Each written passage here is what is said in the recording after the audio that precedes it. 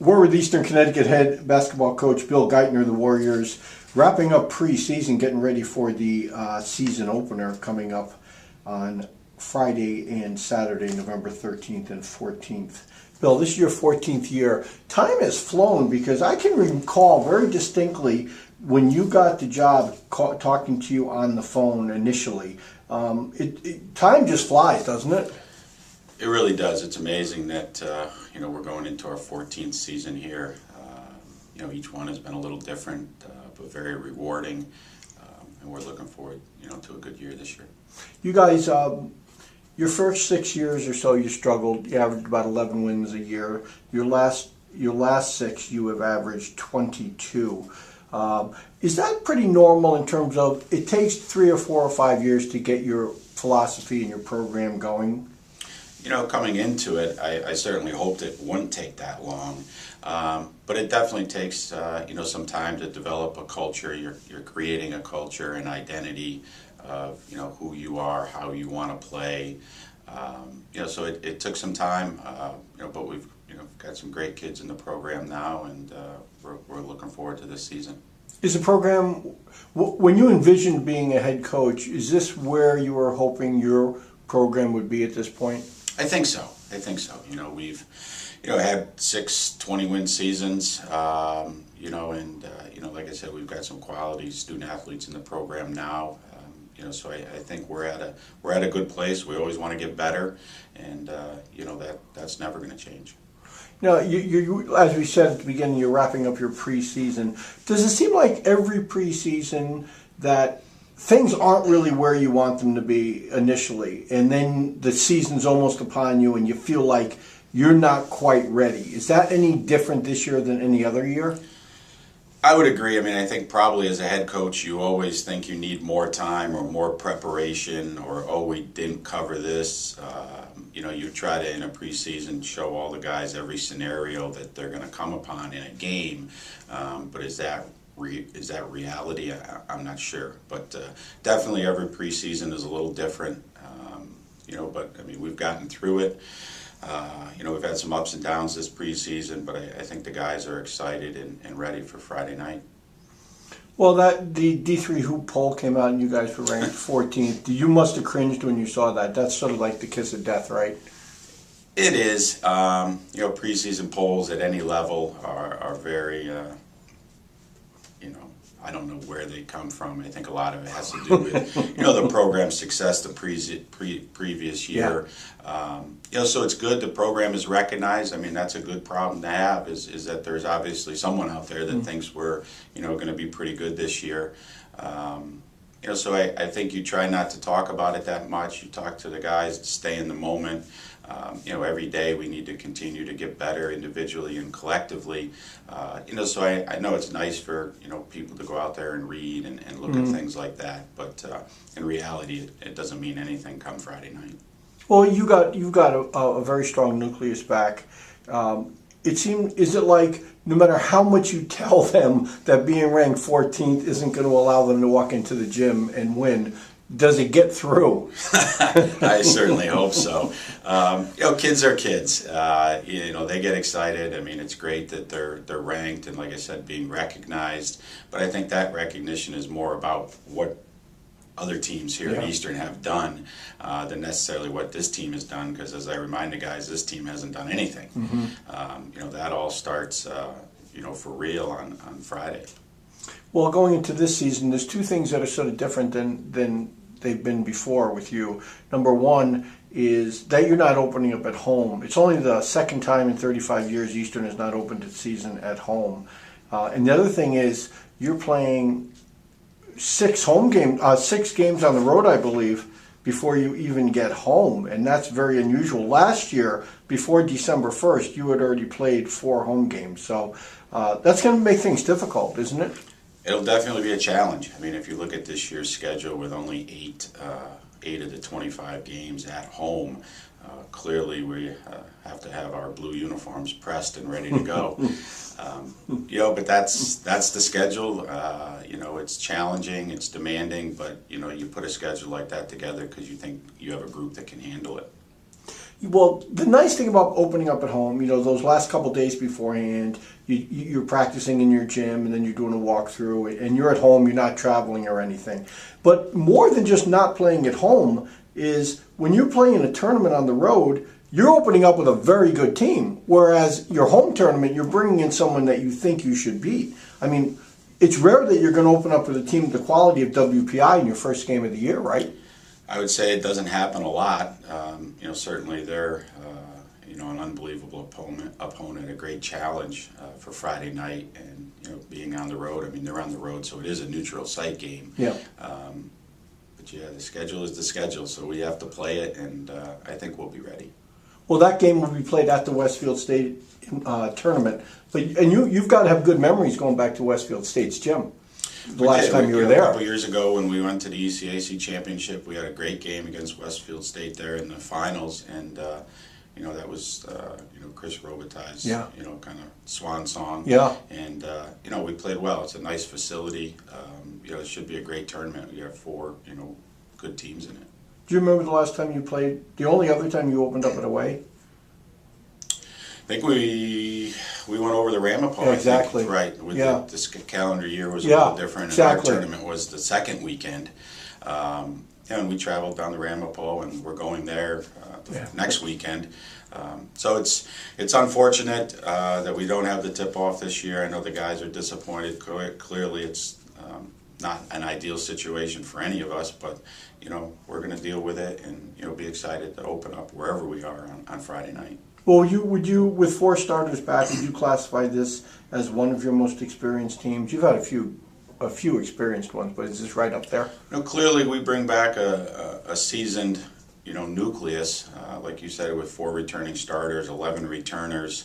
So on paper that we are experienced, we are seasoned. Our seniors have been through a lot. So I think we're going to rely on them quite heavily to lead us. To get the guys prepared, for Friday night. Obviously, your goal every year is to get into the Little East tournament and win that thing and get the automatic. You guys have been 27-1 the last 2 years in the regular season. You guys really seemed like you were hitting on all cylinders come the end of last year. You won 6 in a row. But then you get into the tournament and you can throw everything out the window, right? I really think so, especially in our conference. The tournament is a very challenging experience. I mean, kind of everyone is back with a fresh start. Mm-hmm. And, the last couple of years we've had great success in the regular season. Like you said, 2 years ago, 14-0, last year 13-1. And, we haven't been able to finish and win the conference tournament. So, I think one of our keys is to try to stay healthy this year. Yeah. I think last couple of years we've had some significant injuries down the stretch that have really kind of changed how we play and kind of changed our identity come tournament time. And one thing people don't think about, and it happens in all sports and probably in all conferences, is that the favorite going into their conference tournament isn't really playing for too much if you're pretty much already assured you're going to get in. It's the people that are on the bubble that are going to be hungry. I think the guys that aren't, first going into the tournament, clearly, they have maybe a little bit more of an edge. Yeah. But it's a conference tournament, so I think everyone should be ready to go and have a sense of urgency. We just ran into a buzzsaw last year in the semifinals, a team that was playing really, really well, and we were a little banged up, and we didn't handle that moment very well. But I think we've learned from it. Guys have come back and are hungry and ready to go. It was a lot of bad luck though last year. I mean, you guys were really firing all year, and then you get those 2 key injuries at the end. How do you predict that? Right. You can never predict it. I mean, I guess you hope you prepare for it and that you have a deep team. I think this year we are a little deeper. We're going to have to try to play some of our younger guys earlier in the season just so they get some experience, and that once again that our group is fresh, down the stretch. I know you don't like to pinpoint certain people, Bill, but can you just talk very briefly about your 4 your returning players, your 4 starters? Sure. I mean, we're led, by Trayshawn Preston, who's a senior, who's basically started, every game. He's been healthy here at Eastern, and he's proven that he's a complete player at this level. He's had big moments in big games. We're going to rely on him very heavily to, handle the ball and score and also get other guys involved. I mean, I think, he's going to have to step up his leadership a little this year, just because, he's our guy. Kevin LeMaine has had a great career. Each year he's gotten better. Each year we've relied on Kevin more and more. Really on the defensive side of the ball. I mean, he guarded, the best player on every team last year and did a phenomenal job. He kind of got banged up down the stretch and wasn't himself, but he's come back and had an unbelievable preseason. His body is healed and rested, and he's playing as well as he's ever played. Tarchie Brown is a sophomore now. He's coming off a very, very good freshman year, a year where you're Rookie of the Year and also first team all-conference. That's a special year for a freshman. Now it's okay, continue to be motivated and continue to push yourself to be even better. But Tarchie's a big part of what we do, and we're hoping that he has another great year. Hugh Lindo is a junior who's, played very, very well for us. He once again got some, postseason accolades, being first team all conference. He's active, he's athletic.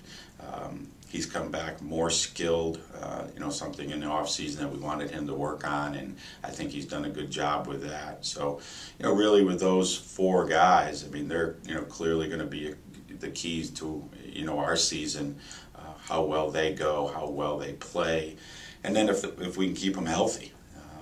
That goes back to the same thing, just trying to, throughout the course of games and practices, make sure that we're pushing them to get better, but also understanding that, we need, them to be at 100% near the end of the season. Well, assuming those people are healthy and that they start, who might be going for that final position that you lost to graduation as a post player?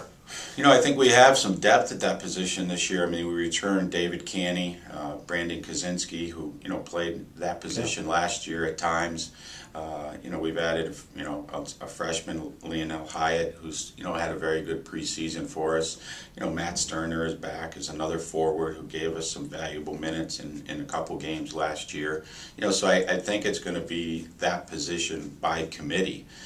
It may be a game-to-game situation depending on who we're playing and the style of play, because I think each one of them brings a unique skill set.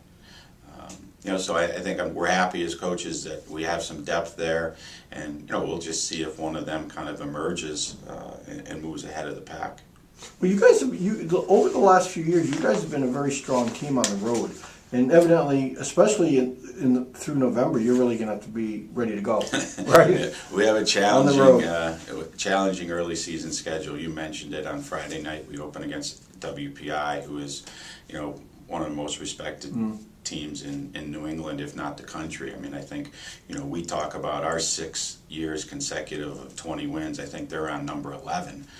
With 20-win seasons, so they're very well coached. They're tough, hard-nosed kids, and they're very talented. So we're going to get thrown to the fire right away and kind of see where we are. But I think that's good early season. Let's gauge ourselves. Let's see. When you play really good teams, your weaknesses are going to be exposed. So we're going to come back from this weekend and learn something about this group, and we'll have a week to kind of prepare. And improve before we head out to New Jersey to play in Ramapo's tournament. Last question, Bill. Do the players, are you getting the feeling from the players that they are at this point with the season just about to start, that they are ready to go and they understand the impact or the ramifications of this season, especially the early month or so? I think so. I think they're excited to go play games. I think they've had enough of me at practice, harping on all the little things. They're like, Coach, let's go play a game here. And it can be a long, demanding preseason. I mean, as we talked about earlier, we're trying to put our foundation in both defensively and offensively. So at times it can be overwhelming, especially for the young guys. But, this group I think is a tight-knit group. I think our chemistry is good. Now it's just going out and when the lights go on, playing well and kind of playing Eastern basketball. Well, the lights are going to be going on Friday night at 7:30 Eastern, playing in the Westfield Invitational. taking on WPI. Bill, thanks for being with us. Thank you.